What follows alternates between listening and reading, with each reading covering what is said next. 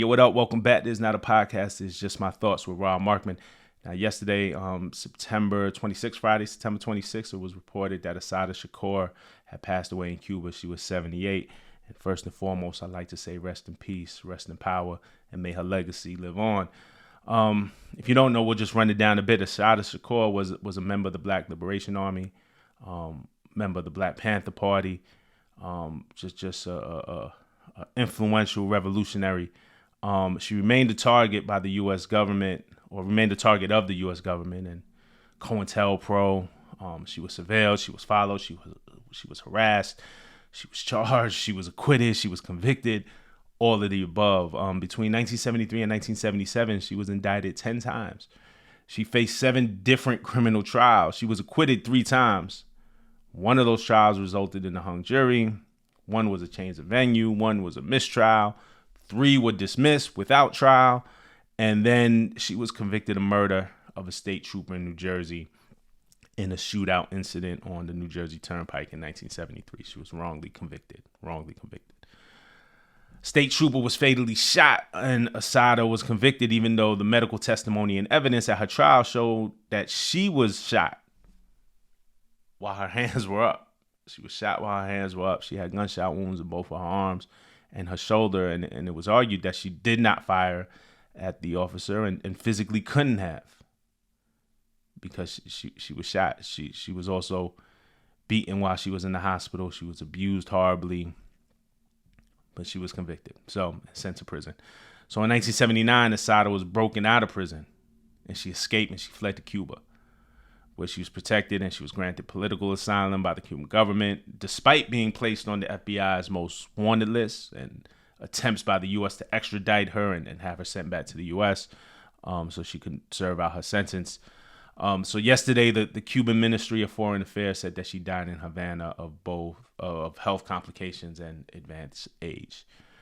So that's a little background on Assata for those who don't know. She was also the godmother and the step-aunt of Tupac Shakur. So that's where the relationship is there. If the name sounded familiar to you and you didn't know. If you watch this channel, you may have heard me talking about my dad in some of these episodes. My dad has always been very politically involved in civil rights and human rights, and taught me at a young age not just about the Martin Luther King Jr.'s of the world or the Malcolm X's of the world, but Huey P. Newton and Bobby Seals, the Black Panther Party. He had me reading Seize the Time by Bobby Seale at about 14 years old.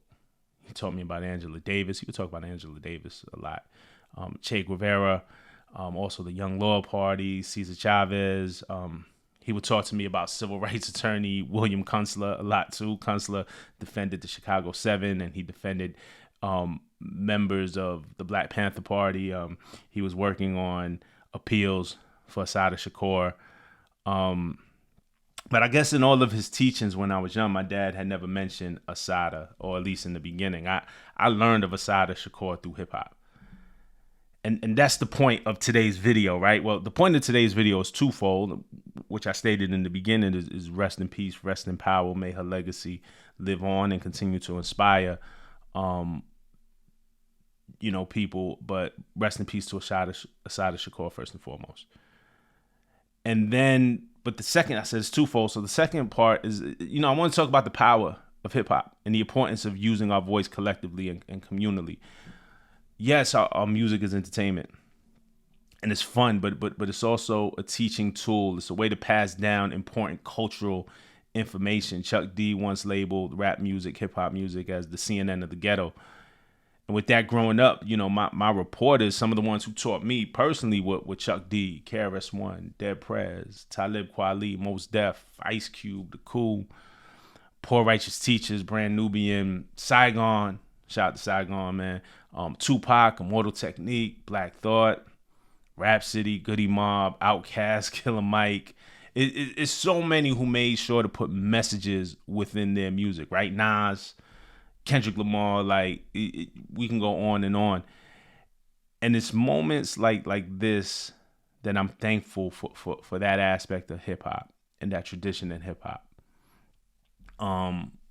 Where, and again, Assata's story is bigger than hip hop. But I think about that so many that might have missed it if it wasn't for hip hop. If you weren't alive in 1973, or once you broke out of prison, or if you weren't in the civil rights movements, or if your parents didn't teach you, there might have been a generation who missed it if it wasn't for hip hop. So it makes me thankful for hip hop in that way. And it also makes me look very strangely at the people who talk down on lyrics, or who say hip hop is just supposed to be fun, man. Don't take it so. It's just entertainment, and that we take it too seriously, and that there's something wrong with us when we say, we want to analyze lyrics, or we want artists to give more and say more, or at least balance the entertainment with the education. You see that sentiment a lot now, especially in media. Like, oh my God, it's just hip hop. It's just fun. It's just, nah, man, it's more than that. And that's what I stand for. And I think a lot of y'all who watch the channel, I think that's what a lot of y'all stand for. I remember Grand Puba on the song Brand Nubian from their first album, I believe, saying, he had the lyric. He said, a wisdom to me is someone like Assata. I like to say peace to Bambaataa. And this is like 89 or 90. Like, I'm a kid. This goes over my head. I remember the lyric because you learn the lyrics to the song. Like, that's the fun part, right? Like, but then when you start to learn more later, you're like, oh, that's who Grand Puba was talking about. You even take a song like Public Enemy's Rebel Without a Pause. And first of all, that's one of the greatest beats of all time. Like, but Chuck D is rapping about Panther Power. He's teaching us something. In the second verse, he says, hard, my calling card, recorded and ordered, supporter of Chesimard. And this is like 87, 88.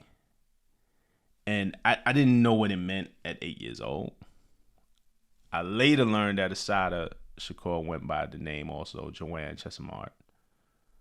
And, you start to put it together, right? But that comes later.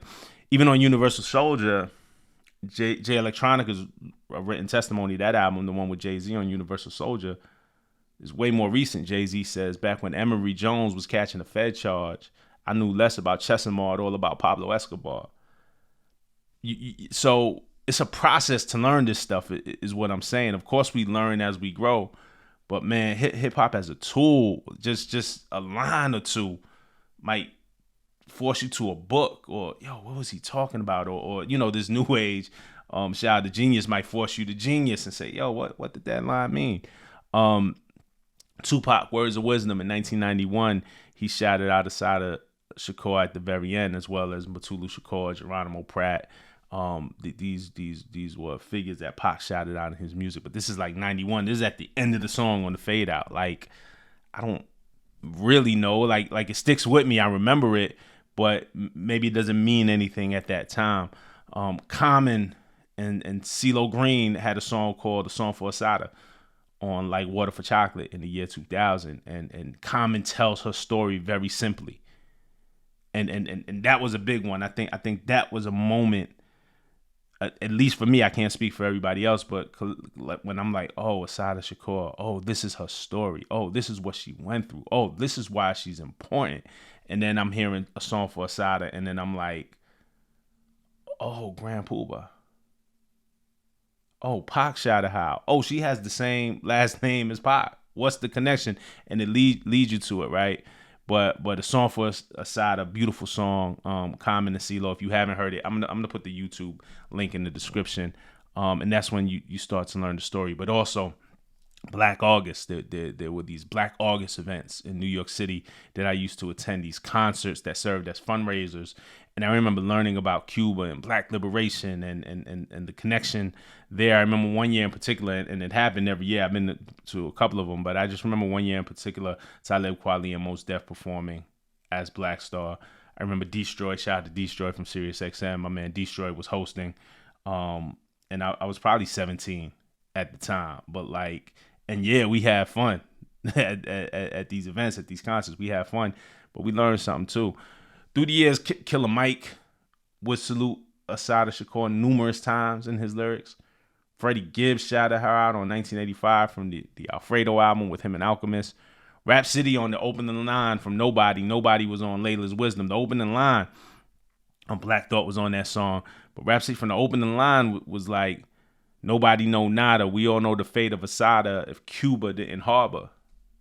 We all know what would have happened to Assata Shakur if Cuba didn't take her in, and that's the first line in the verse. And you could just go on and on, man. So many people referenced her and helped to teach and helped to spread the message because she inspired many. And I guess I just want to get on here and say, yo, that's important. It's important that we still continue to do that. It's important that we still use our voice. It was important for me to make this video, for that very reason. So rest in peace to Assata Shakur. Man, shout out to everybody just pushing the boundaries of where we can go and treating our music and our culture more than just entertainment, more than just a commodity, more than just a way to make money, but as a way to uplift and pass down stories and uphold legacy and teach, because it's that as well. But those are just my thoughts. Let me know what you think in the comments. All right, peace.